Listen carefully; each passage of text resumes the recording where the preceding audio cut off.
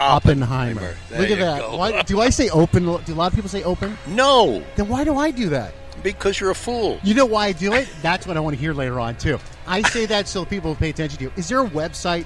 I don't have a website. Facebook? I don't Twitter? have Facebook. How do you not have that? I don't want. People know me, and I don't want to. It's a violation of my privacy. Is it really? Yeah, I don't want it. All right. Can we give them your address right now? I'll tell you. I'm messing with you. I do get fan mail to my address. And they ask you to sign stuff all the time, huh? Huh? Do you get them to sign the toys and stuff? People? Only at conventions. They don't send me toys anymore. Really? But they did for a while? One guy did. Oh. And it became out of sight. Is this noise interfering with No, you? no, it's fine. Okay. It's fine. No. Yeah, but I get If from you all do- over the if you world. do this? Yeah, I get from all over the world. I get requests. Signed autograph. I got my first one from China last week. And what did they have you sign? It was I sent him Skeletor. Oh, that's awesome. Okay. Now everybody wants to know, does it how did you get the gig? Which gig? He-Man. How did it come about? Did you have to go I sit auditioned for it. and did you give them a voice that you wanted to do? Did you have a They showed me the cell. They showed me what the drawing was. Okay. And I saw the bony head and all that, so I figured I make him nasal. And then when we started doing it, You can take as many pictures as you want. My wife's watching us. As many Okay. pictures. Take pictures. Take Sure. pictures. He said, "Go crazy." Do you want my phone?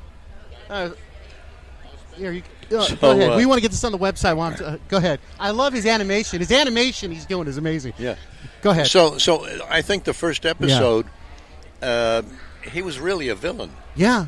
But then I don't know why I put in the laugh, and he turned out to be a comedic villain. That's right. Yeah. So, you fool! So let me. So you auditioned for this, but how did you go from acting to the voiceover? Or was It's all acting. It's acting. Mhm. It's a special kind of acting. I grew up with radio. See, before there was ever Give me television. a high five. Look at this guy. What radio station? Can we find anything? KDKA in Pittsburgh. Okay, I'm going to look online and try to find some of your old. I'll find it. I did a series called Adventures in Research. And what years was this? Well, I was there that was probably 1949, 1950, 51.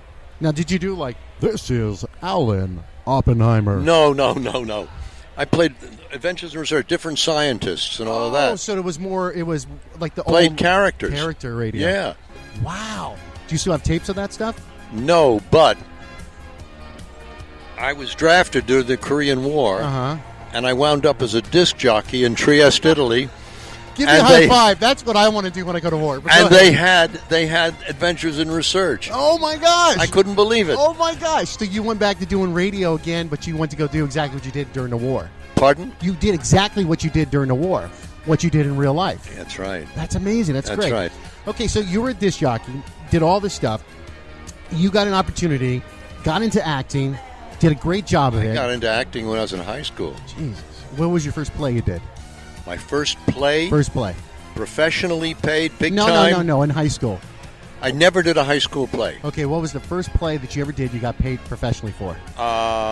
It was in summer stock, Stalag 17. Really? Yes. Wow. And Yeah. how did you do for your first gig? Did you think you did great reviews? My mother thought so. Mom, Yeah, I did. Give me another high five, because moms are always the biggest fans. No, she came up to see me. I was in Rochester. Yeah. So she came up from New York to see me, and she said, "Okay, you got it. Good." Well, that was like my praise, gosh. man. You Oh, bet. my. All right. If you're just tuning in, I'm listening. I'm with Alan Oppenheimer. Thank you. He is actor, debonair, disc jockey. What? I can't say You that. can say it. I'll bleep you out. No, I said fucking A. That's staying in there. Yeah. And voiceover artist. And if you don't know who he is, let's break it down. Masters Universe, Master Universe. Okay, Skeletor. I'll give you wait a minute. Go ahead. Skeletor, Merman, And- Cringer, and Man at Arms. Were you Cringer? Yes. Yes, I'm a Cringer. So did you do that back in the day? He-Man, I forgot his name. Who? The actor? The actor. He did a John Irwin. John Irwin did a very special presentation to a kid that was really, really sick. Oh. And you did Cringer, like, say hi to him, Cringer. Were you part of that too? I must have been. I don't remember, but I must have been. You guys, there's on YouTube, there's a lot of different presentations that were sent to kids. I guess they were dying of cancer or something like that. And you guys did some stuff. So I just want to give hands off. That was great. John's a great guy. Yeah. He won't do these conventions. Yes, because he's very shy. Is he really? Oh, yeah. But he's a wonderful man. All right. So let's get to Masters of the Universe. So you got this whole gig. Then I did all the Filmation stuff. Everything for them. You did Flash Gordon. Flash Gordon. You played Emperor Ming the Merciless. Ming the Merciless. Ghostbusters. Ghostbusters, the Further Adventures of Mighty Mouse. I don't even remember all I did. But after I did Masters of the Universe, Lou Scheimer put me into every series they were doing. Now, did you think anything that was going to be this big? This whole Skeletor thing? No. So amazing. Nothing? No, you get paid, you go home, they call you, come back next week. No. Did you think the show, were you like, oh, it's just a regular gig and I hope it lasts a long time? Yes, no, just a regular gig, what's next? And then eventually, how do I put this? Were you pissed? And I want to talk about this. We talked about it earlier. Your voice has been replaced 3 times for Skeletor. You know they did other shows of it, right? Yeah. Were you upset? Do you know about the Honda commercial or no? I think I saw that a long time ago. I never knew about it. I don't understand why they didn't have you do it. I don't understand either. What about Geico? They didn't use me for Geico either. Why didn't they do that either? I called the ad agency, not giving my name. Good job. And I said, the fellow who's doing the Geico, that's not the real original Skeletor. They said, no. I said, so can you tell me who he is? We're not allowed to say that. It was cast in-house. I don't know. I don't understand, but they know you're the original voice, right? Yeah, sure. All right, what do you got up next? You do video games. Are you doing video games still? Or not if I have to do that. I won't do that anymore. Oh, you don't want to do it? Oh, is it hurting you now? Does Skeletor hurt your throat? No, it's all nasal. Oh. And then, so what are your next projects? What are you doing? Whatever they offer me, I don't know. And do you have a good agent? Very, very good. I've been with them since the mid-'70s. Wow. Amazing stuff. Now, what if they did a reunion of He-Man? They were going to do would you do it? A revival? A reunion? A revival. They're going to do another cartoon. But they're going to do it digitally, computerized. Would you be involved in it, and would you want to do it? Yeah, I would do it. Yeah. Really? Sure. So let's start a petition. I would do it. Get John Irwin to do He-Man. Yes. And me. Get Melendi to do She-Ra. I would love to see that. Sure. Sure. Okay, and then another question. This is from fans. I've got a lot of emails about this. Skeletor's known for making fun of people. Yes, right.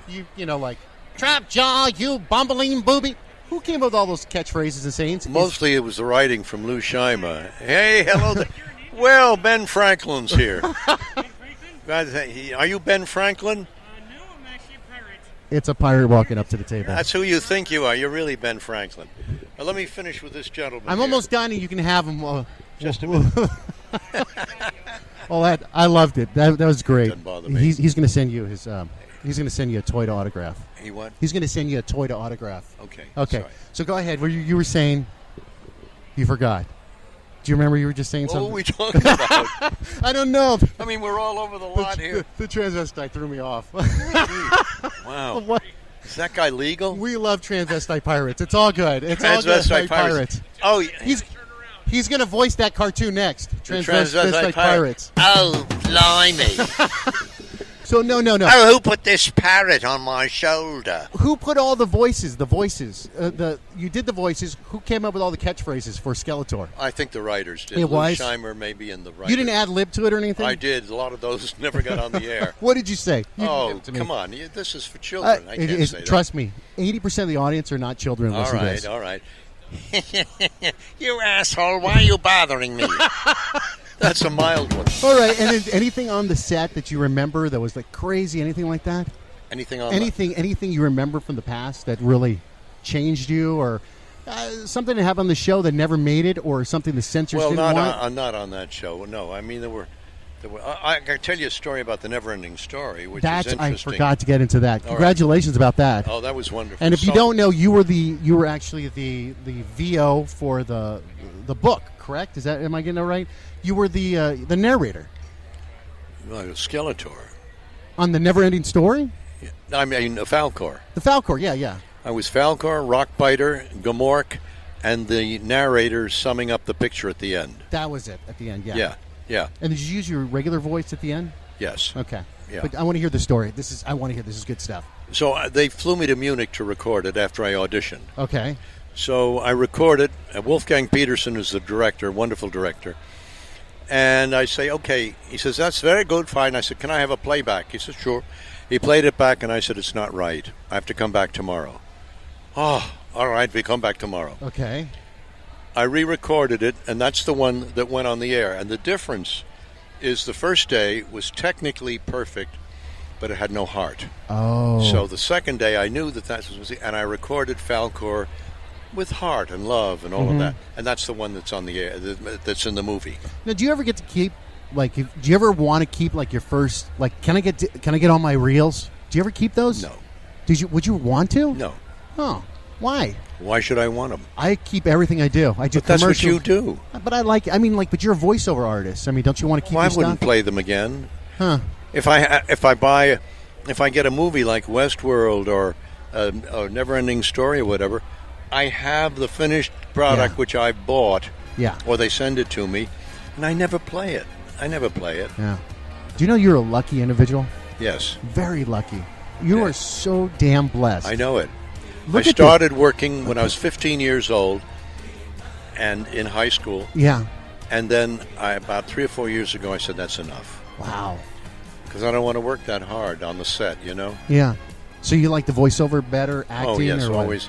Always since I started, because it's so relaxed and easy. You just come in, I can work in my pajamas and my shorts if I need to. You sound like me every day. Yes. That's how I work every day. That's right. We're both in our underwear right now, and nobody knows that. That's he right. really does look like Skeletor. Aren't they those missing legs. something great? Your Skeletor legs are killing me. You are so bonely. I know. My wife calls me, she says, I have showgirl legs. Never mind. My wife's right there. I'm not going to say anything. Thank you so much for spending time with me. Is there anything that you'd like to say to the audience about your career, what you're doing next, anything you want to plug? Let me hear you. Yes, I'd love to see you at whatever convention is convenient to your hometown. Mm-hmm. And you come on up and tell me that you heard this interview, and we'll talk more. So what is your next convention going to be at? We're in Sacramento right now. Well, I know. We're negotiating for Niagara Falls. I don't know if that's going to work out. And Neri and Chris, who are my managers on this. Beautiful guys. They're the best. They do the great job. The and they got me in here. They let me plug you. And all right. I hope to see you on some new stuff coming out. And I'm going to continue forcing my son to watch the Masters of the Universe holiday special, where you actually get a heart in that cartoon. Oh, yes, they told me about it. I'd hate to say it, but I like this. I love it. Yeah. Ladies and gentlemen, Alan Oppenheimer. Look at that. Did I say it right? You did. All right, that's Alan Oppenheimer. We had an interview with him at Sacramento and at Comic-Con. And before we go any further, family 4-pack tickets to Disneyland. I want to get rid of those real fast. And we get emails. You can always email us at Fonseca@YourNerdSide. Love getting emails, so send them. And this one is from who? Who we got this one from? We have one from Sarah Misterlo. Mr. Lowe? Yeah, Mr. Lowe. Okay, Sarah Misterlo from San Diego, California. Thank you. And it starts off with, can someone explain to me Rebirth Superman's history? Been reading Rebirth Superman and loving it, but I don't understand what happened with his history, getting merged with the new 52 Superman. I thought Superman, Lois Lane, and John came from a different universe. Read that. John before going public after New 52 Superman died. But now that the histories have been merged, does that mean New 52 Superman didn't die? Does this mean everything New 52 happened differently because Superman had more experience? Is Superman still from an alternative universe? And welcome to the comic book world. So, comic book world changes every day. Okay, go ahead. That's how they make money and new fans. So what ended up happening was, and I always need help with this name, Fonseca, Mr. Mitsaplik? When he came in, remember, the New 52 came after the Flashpoint, thus pre-Flash. And basically, what you have now with Lois Lane and with Superman is a merge, or think of it as an integration of Pre-Flash and New 52 all together. And so remember, when all